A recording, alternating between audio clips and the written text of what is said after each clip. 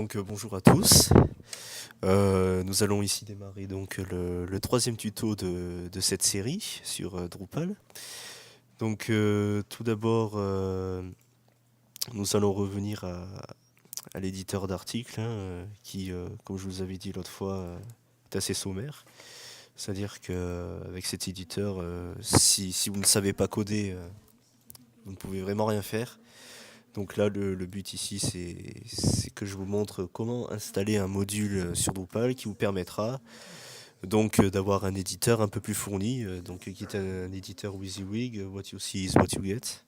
Voilà, dont l'interface est similaire à ce qu'on peut trouver sur Word ou OpenOffice. Voilà. Nous allons nous rendre dans Module. Voilà. Lorsque vous êtes sur la page de module, vous cliquez sur module contribuer.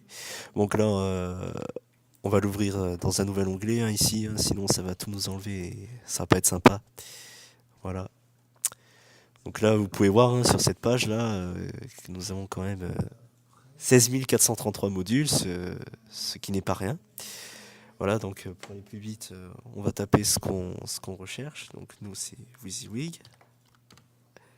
Voilà. Rechercher. Voilà, donc tout d'abord, j'attire votre attention sur les librairies API. Il faut savoir que sans ces librairies, tous les modules, profils ou thèmes externes ne fonctionneront pas. On doit d'abord les installer.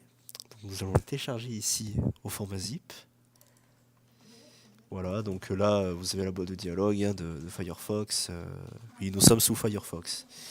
Dans notre cas à nous, donc là, on va cliquer sur OK. Voilà, le fichier est déjà téléchargé.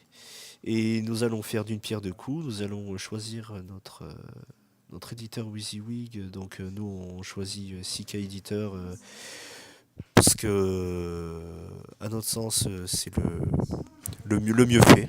Donc du coup, on va prendre celui-ci. Et nous allons également donc le télécharger, format zip. Donc là, on répète la même opération, on fait OK.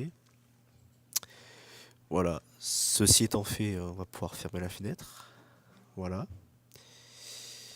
Et nous allons maintenant donc installer les librairies dans un premier temps. Donc avant de les installer, on va devoir les décompresser. Donc nous allons nous rendre en téléchargement. On va faire un clic droit sur l'archive. Et on va extraire l'archive. Tout simplement. Une fois que l'archive est extraite, vous vous rendez dans l'archive donc. Vous prenez ce fichier libraries. Et donc vous le coupez. Tout d'abord. Vous rendez dans le dossier de WAMP. Ensuite www. Drupal, donc là où on a installé Drupal. Sites, All. Et donc là vous voyez, il y a deux dossiers. Et ben, vous allez coller ce dossier juste ici. Voilà.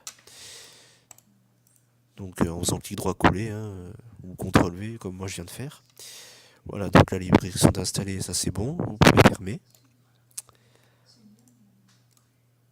Une fois que ça c'est fait, vous cliquez sur installer un nouveau module dans cette fenêtre. Voilà, donc on va cliquer sur parcourir ici, là, au sein de transférer une archive de module ou de thème à installer. Voilà, on va se rendre en téléchargement et on va prendre le zip de CK Editor que nous ne décompressons pas, pas besoin ici de décompresser l'archive cette fois-ci. On clique sur installer. Donc là, c'est rapide. Voilà, c'est installé. Donc maintenant, après avoir installé le module, l'étape primordiale est d'activer ce module. Donc nous allons cliquer sur Enable Newly Added Modules. Voilà. Voilà. Donc nous allons nous rendre tout en bas où sont répertoriés les modules d'interface utilisateur. Voilà. Il faut cliquer sur la petite case à côté du nom du module. Case qui s'appelle activer. Voilà. Donc il faut la cocher. ce qui signifiera que le module est activé. Et nous cliquons sur enregistrer la configuration. Voilà, donc là on attend un peu. Voilà, c'est fait. Donc là, ça devrait être bon. Il n'y a pas besoin de faire de modifications supplémentaires. Nous allons donc vérifier directement si notre module fonctionne. Donc en nous rendant dans l'interface d'édition d'articles via le menu contenu, puis ajouter du contenu. Donc nous allons choisir article. Voilà, et là vous voyez, vous avez votre belle interface WYSIWYG. On va la tester tout de suite, hein, on va mettre en forme du texte un peu. Voilà. Donc bonjour. Voici notre premier article.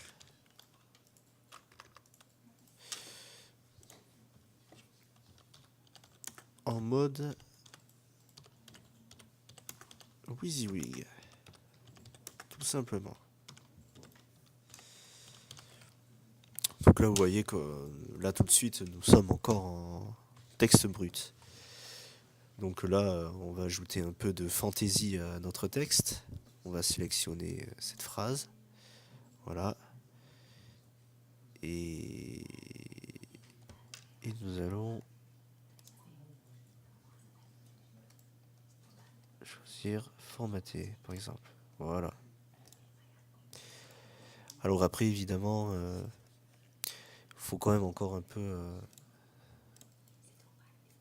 voilà, fallait changer de mode en fait. On n'avait pas toutes les polices. Faut se mettre en full HTML. Et là vous pouvez choisir votre police directement là sans toucher au code. Voilà, par exemple. Donc là je viens de changer la police. Voilà.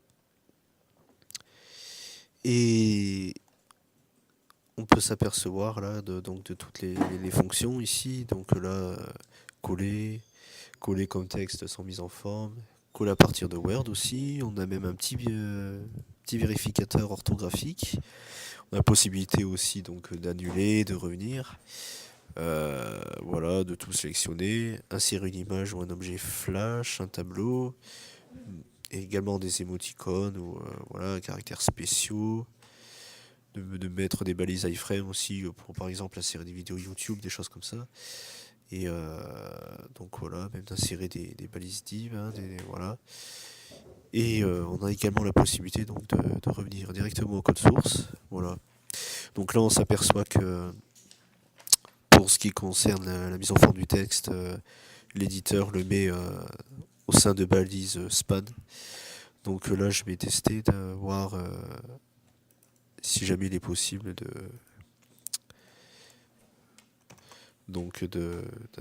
d'avoir une mise en forme en dehors de balise span, ce que nous allons voir tout de suite. À mon avis, je pense que non, mais nous allons bien voir. Ce qui serait dommage, car le code serait beaucoup moins propre, mais bon, c'est quand même un éditeur WYSIWYG, on va pas trop demander non plus. Voilà, et je teste.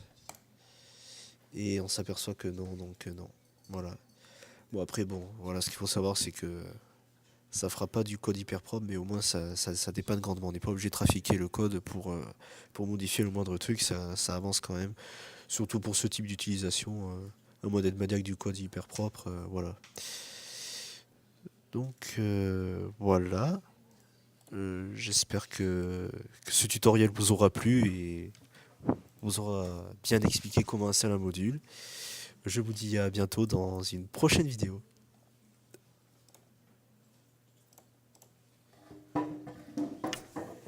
Dis-moi, est-ce que avec ce